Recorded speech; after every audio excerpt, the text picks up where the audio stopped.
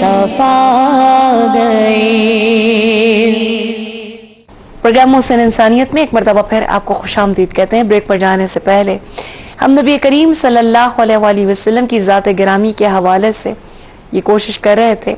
کہ جو انسانوں پر ان کے احسانات ہیں وہ کس کس طبقے پر ہیں اور کس کس طرح سے ہیں، بلکہ یہ کہنے کی کوشش کروں کہ کس طبقے پر نہیں ہے انسانوں تو کیا، آپ نبی کریم صلی اللہ علیہ وآلہ وسلم کی ذات اقدس تو اللہ کی ہر مخلوق پر اس کا جسے کہنا چاہیے کہ حسن اخلاق ہے، آپ کی خوبصورت عادات اور جو آپ کی ایک فکر مندی ان کے لیے جو ہمہ وقت حائل رہتی تھی لوگوں کے حوالے سے، جب آپ نبی کریم صلی اللہ علیہ وآلہ وسلم راتوں کو جاگا کرتے تھے۔ ایک تو احسان یہ ہے کہ آپ نے دنیا کو تاریکی سے نکال کر روشنی میں آپ لے کر آئے، لیکن اس کے ساتھ ساتھ آپ نبی کریم صلی اللہ علیہ وآلہ وسلم کو جتنی پرواہ رہا کرتی تھی ہماری اس دنیا کی بھی اور اس دنیا کی بھی، ہم اس محسن انسانیت کا کیا شکریہ ادا کریں گے کہ جن کے بارے میں قرآن کریم یہ کہتا ہے کہ آپ ان کے بارے میں تو ایسا کہ آپ کے پیر سوج جاتے ہیں ان کے لیے مغفرت کی دعائیں کرتے کرتے۔ اس محسن انسانیت کے حوالے سے جب ہم بعثت کے بعد جب بات کرتے ہیں، بہت خوبصورت تفصیل پروفیسر فائزہ احسان صاحبہ نے یہاں پر بیان کی خواتین کے حوالے سے۔ وہ انسانیت کا ہر وہ طبقہ جو مظلوم تھا، خواہ وہ یتیموں کے حوالے سے ہو، خواہ وہ غلاموں کے حوالے سے ہو، خواہ وہ بیواؤں کے حوالے سے ہو، خواہ وہ کسی بھی حوالے سے ہو، نبی کریم صلی اللہ علیہ وآلہ وسلم نے اپنی اس 63 سالہ زندگی میں کوئی گوشہ ایسا نہیں ہے کہ جس میں آپ نے اس دکھی سسکتی بلکتی انسانیت کو آپ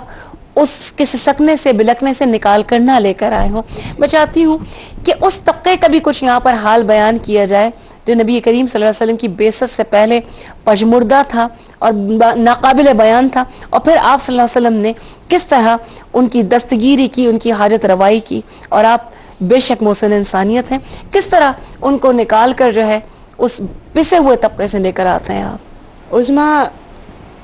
قرآن کریم میں سورہ فاتحہ کے اندر جب ہم اس کی ابتدا کرتے ہیں تو الحمدللہ رب العالمین، اللہ تعالیٰ نے اپنے آپ کو رب العالمین کہا، اور پھر ہم دیکھتے ہیں ایک اور آیت میں کہ وما ارسلناک الا رحمتا للعالمین، کہ اے رسول ہم نے صرف اور صرف آپ کو تمام جہانوں کے لیے رحمت بنا کر بھیجا ہے۔ تو آپ یہ دیکھیں کہ اللہ رب العالمین ہے اور رسول اکرم صلی اللہ علیہ وسلم رحمت للعالمین۔ آپ دیکھیے کہ صرف اور صرف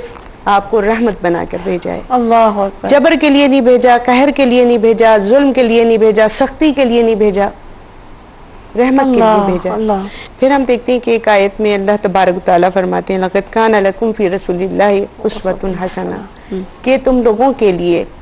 یعنی ہم انسانوں سے مخاطب ہیں اللہ تبارک و تعالیٰ کے رسول اکرم صلی اللہ علیہ وسلم کی ذات گرامی میں اسوہ حسنہ ہے، یعنی بہترین اسوہ ہے جس کو ہم فالو کریں۔ نبی کریم صلی اللہ علیہ وسلم کے حوالے سے خواتین کو جو مقام اور مرتبہ دیا بھی فائزہ باجی بیان کر رہی تھیں، اور بڑی خوبصورتی کے ساتھ انہوں نے اس کی وضاحت کی۔ دیگر جو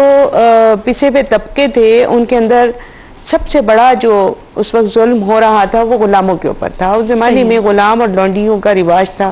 یعنی انسانوں کی خرید و فروخت جس کو ہم کہتے ہیں کہ وہ موجود تھے، وہ لوگ کہ جن کو خرید کے رکھا جاتا تھا، ان سے کام لیا جاتا تھا، محنت مشقت لی جاتی تھی، یہ بڑا پسا ہوا طبقہ تھا اس زمانے میں۔ اب یہ موجود نہیں ہے، اور یہ موجود نہیں ہے یہ طبقہ، اس کی وجہ یہی ہے کہ حضور نبی کریم صلی اللہ علیہ وسلم نے غلاموں کو اور لونڈیوں کو آزاد کرنے کی جو فضیلت بیان کی، اور جو سبحان اللہ، اس کے نتیجے میں جو جنت کی بشارتیں سنائیں، تو بڑھ چڑھ کر صحابہ کرام جو ہیں یہ کوشش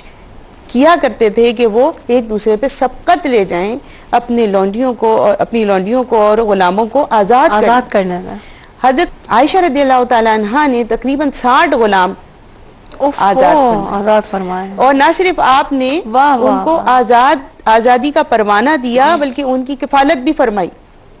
ان کو زیور تعلیم سے آراستہ پیراستہ کیا۔ آپ دیکھیں کتنی بڑی بات ہے، اور ان میں سے بہت سارے ایسے لوگ ہیں کہ جنہوں نے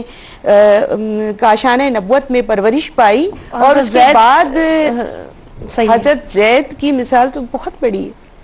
کیا اسی طرح سے اور حضرت ان کے پھر صاحبزادے اسامہ بن زید ہیں، اس کے بعد حضرت انس ہیں. پھر آپ دیکھیں کہ اتنی یعنی شمار آپ کرتے چلے جائیں.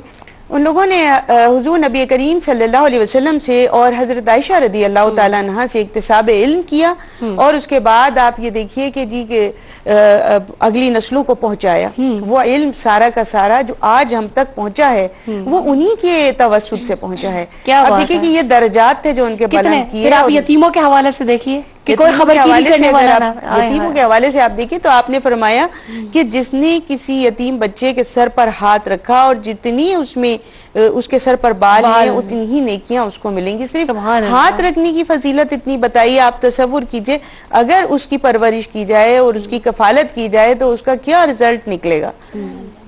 بے شک یعنی کئی گنا کئی دفعہ ایسا ہوا کہ ایسی کنیزیں کہ جو بوڑھی ہو گئی تھیں اور جن کو یعنی احساس نہیں تھا کہ ہم کس سے کیا بات کر رہے ہیں، تو ایسی ایک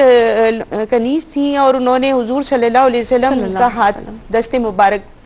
تھام لیا اور کہا کہ میرے ساتھ چلیں، فلاں فلاں جگہ چلیں. آپ چل دیے. اس نے کہا کہ آپ میرا یہ کام کریں.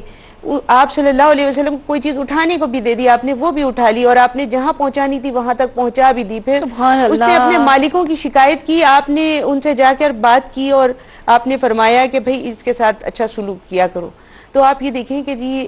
ایسی چیزیں بھی ہیں جو میرا خیال ہے کہ آج ہمارے لیے بہت بڑا اس میں سبق ہے کہ ہم یہ دیکھتے ہیں کہ ہمارے ہاں وہ لوگ جو آزاد ہیں اور جو صرف ہمارے ہاں بحیثیت آزاد انسان ہمارے یہاں صرف جاب کرنے کے لیے آتے ہیں، ہمارے یہاں کام کرنے کے لیے آتے ہیں. ہمارے زرخرید نہیں ہیں، ہمارے غلام نہیں ہیں، ہماری لونڈیاں نہیں ہیں. ہم ان کے ساتھ کتنا یعنی ظالمانہ سلوک کرتے ہیں. تو آپ سوچیے کہ ہماری کتنی پکڑ ہے. پھر آپ یہ دیکھیے کہ جو وظائف کا ایک نظام متعارف کروایا گیا اور نبی کریم صلی اللہ علیہ وسلم نے بیواؤں کی خبرگیری کے حوالے سے، ان کی کفالت کے حوالے سے، جی بے شک، جی اور اس میں آپ نے اس طرح ثابت کیا کہ اگر کسی شخص کے 2 بیٹیاں ہوں، ایک غیر شادی شدہ اور ایک بیوہ، تو اسے پہلے اپنی بیوہ بیٹی کی شادی کرنا چاہیے. اس درجہ اس کے نکاح ثانی کا اصرار کیا آپ نے کہ تو یہ اس قدر انسانی فطرت سے نزدیک تر حکم ہے کہ آپ نے بیواؤں کے ساتھ حسن سلوک کرنا، اور بیوہ ماں جس نے اپنے یتیم بچوں کی خاطر اپنی زندگی گزار دی ہو، اس کو آپ نے فرمایا کہ وہ جنت میں میرے ساتھ ساتھ داخل ہوگی. سبحان اللہ. اس کے درجے کو بلند فرما دیا. سبحان اللہ. آپ غور فرمائیے ہر طبقے کو. اسی طرح غلام ہیں، بیوائیں ہیں، مساکین، مسافر. آپ یہ دیکھیے کہ مسافر تک کو جو ہے اس کو ہم بہت سارے طبقے ایسے ہیں جو نہیں سمجھتے. جی ایک ذکر نہیں آیا کہ خود تمام تر مجموعی طور پر انسانوں کو جس میں مرد اور خواتین سب شامل ہیں. آپ نے جو درس توحید دیا، جو اللہ کو ماننے کا جو پیغام دیا، اس کی وجہ سے وہ جھوٹے معبودوں کو، مٹی اور پتھر کے خداؤں کو سجدہ کرنے سے بچ گئے اور بس ایک ذات واحد کے سامنے سجدہ ریز ہو گئے. تو انسان کی عظمت کو آپ نے کتنا بڑا کر دیا. اور آپ یہ دیکھیے کہ نبی کریم صلی اللہ علیہ وسلم کی ذات اقدس یعنی رشتہ دار کے حق سے لے کر اور ایک غیر یعنی جو ہمسائے کے ساتھ کس کے ساتھ گنا جائے. اور جو سب سے بڑی بات جو ہے جو ابھی آپ نے بیان کی کہ یعنی توحید پرست جو بنائے ہیں نا انسان کو، اللہ رب العزت کی، اللہ واحد کی جو پرستش کرنا، عبادت کرنا، یہ اصل میں سب سے بڑا احسان ہے حضور نبی کریم صلی اللہ علیہ وسلم بلا شبہ انسانیت کے اوپر کہ اسے شرک سے نکالا. اور آپ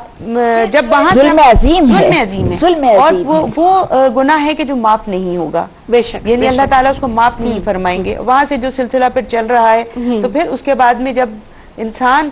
کا مرتبہ جب ہی حاصل ہوا کہ جب اس نے اپنے رب کو پہچانا، اس کے بعد پھر اس نے اپنی ذات کو پہچانا. کنتم خیر امۃ اخرجت للناس تأمرون بالمعروف وتنہون عن المنکر وتؤمنون باللہ، کہ تم بہترین امت ہو جو نکالے گئے ہو، تو بہترین امت ہونے کا ثبوت دو. یعنی آپ اس محسن انسانیت کا اگر ہم اپنے طور سے گننا چاہیں، جو ہماری عقل سمجھ، جو ہمارا فہم ہے کہ سب سے پہلی چیز اور سب سے بڑی چیز جو ہے وہ اس کو وحدانیت سے روشناس کرانا. جب وحدانیت آ جاتی ہے تو پھر معاملات پھر خود بخود ٹھیک ہونے لگتے ہیں. پھر وہ سلسلہ جو ہے وہ بالکل، کیونکہ تمام انبیاء کرام کی دعوت یہی تھی. اگر ہم اس کو کہیں کہ جی 1 پوائنٹ کامن ایجنڈا کیا تھا انبیاء کرام کا اور اس وقت بھی کیا ہونا چاہیے اگر ہم دعوت دیں کسی کو دین کی، تو اس کے اندر پہلی دعوت یہی ہے کہ ہم توحید کی دعوت دیں. اور جب وہ توحید پرست کوئی انسان بن جائے گا، اللہ پر ایمان لے آئے گا، تو خود بخود وہ ایمان کا سلسلہ چلے گا. اس کے بعد میں عبادات کا سلسلہ ہوگا، اس کے بعد میں پھر معاملات کا سلسلہ ہوگا. یہ ترتیب کے ساتھ چلے گا. یعنی آپ نے خوبصورت، آپ دونوں نے ماشاءاللہ بیان فرمایا یہاں پر خواتین کے حقوق کے حوالے سے اور یتیموں کے حقوق کے حوالے سے، مساکین کے، بلکہ ایک طبقہ تو اکثر ہم لوگ چھوڑ دیتے ہیں حالانکہ ہم اس سے بڑی محبت کرتے ہیں، بچوں کے حقوق. میں ابھی آپ شفقت کے حقوق کیا بات ہے. سوچ رہی تھی کہ میں آپ کو تھوڑا سا ڈسکس کروں اور بیچ میں انٹرپٹ کر کے یہ بات کہوں کہ یہ سب سے یعنی مجھے بڑا احساس ہوتا ہے اس وقت کہ جب میں یہ دیکھتی ہوں کہ لوگ نماز پڑھ رہے ہوتے ہیں اور نماز پڑھتے میں جب ان کے ساتھ ان پاس ان کا بچہ آ جاتا ہے تو وہ بچے کو اتنی بری طرح سے دھکا دے دیتے ہیں اور ان کو وہ یہ بھول جاتے ہیں کہ حضور نبی کریم صلی اللہ علیہ وسلم کے نواسے، آپ کے آپ نے جو شفقت اپنی صاحبزادیوں پر فرمائی، سجدے میں جب آپ ہوتے تھے تو اس وقت آپ کی پشت مبارک پر وہ بیٹھ جاتے تھے اور آپ اس وقت تک سجدے میں رہتے تھے جب تک کہ وہ وہاں سے اتر نہ جائے. سبحان اللہ. کتابیں پڑھ رہی تھی، اس کے اندر میں دیکھ رہی تھی کہ حضور نبی کریم صلی اللہ علیہ وسلم کے جو نواسے تھے حضرت امام حسین اور امام حسن، تو وہ دونوں جب کھیل رہے ہوتے تھے تو بعض اوقات ایسا ہوتا تھا کہ آپ کے نیچے سے بھی گزر جاتے تھے اور آپ انہیں کچھ بھی نہیں کہتے تھے، جو ان کا دل چاہتا تھا وہاں وہ کرتے رہتے. اللہ اکبر، اللہ اکبر. جی پیار کرنے کے حوالے سے کہ ان کو اتنا چومتے تھے، اتنا پیار کرتے تھے کہ ایک صحابی تھے، انہوں نے پوچھا یا رسول اللہ ہم تو اپنے گھر کے اندر اپنے بچوں کو بالکل بھی پیار کرتے تھے، تو آپ نے فرمایا کہ اگر تمہارے دل سے اللہ نے محبت نکالی دی تو میں کیا کر سکتا ہوں. ناظرین بریک پر جا رہے ہیں اور محسن انسانیت نبی کریم صلی اللہ علیہ وسلم کی شخصیت،